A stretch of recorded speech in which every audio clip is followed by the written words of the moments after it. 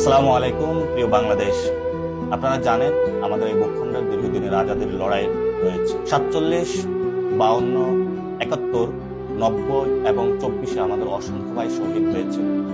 গণ অভ্যুত্থানে অসংখ্য মানুষ জীবন দিয়েছেন এবং তাদেরই পরে রিসেন্ট সময়ে আধিপত্যবাদের বিরুদ্ধে ইনসাফের একটি বাংলাদেশ কায়েমে আমাদের ওসমান হাদি শহীদ হয়েছেন।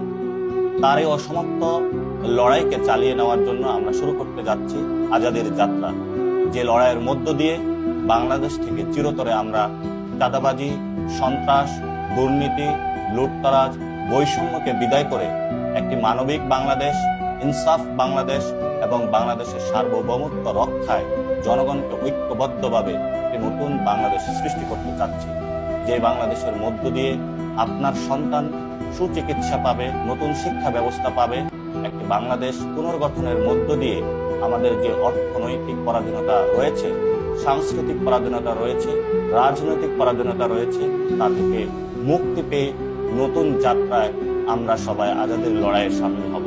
আমরা আগামীকাল থেকে এই আজাদির যাত্রা শুরু করছি। আমরা সকালে শহীদ ওসমান হাদির কবরের পাশেই ঢাকা বিশ্ববিদ্যালয়ের কেন্দ্রীয় যে জামে মসজিদ রয়েছে সেখানে নামাজ পড়ে শহীদ ওসমান হাদির কবর জিয়ারত করব। কবর জিয়ারতের পরে ঢাকা বিশ্ববিদ্যালয়ের যে এরিয়া রয়েছে বিভিন্ন জায়গায় প্রাঙ্গণে আমরা মানুষের সাথে কথা বলবো, আজাদির স্লোগান তুলব, আওয়াজ তুলব, দুর্নীতি, সন্ত্রাস, চাঁদাবাজি, বৈষম্যের বিরুদ্ধে একটি মানবিক মর্যাদার বাংলাদেশের প্রতিশ্রুতির কথা বলবো। সবাই এই যুদ্ধে জয়েন করবেন, লড়াইয়ে সামিল হবেন। নতুন বাংলাদেশের প্রত্যাশায় সবাইকে বিনীতভাবে এই পদযাত্রায় অংশগ্রহণ করার জন্য অনুরোধ জানাচ্ছি। আসসালামু আলাইকুম।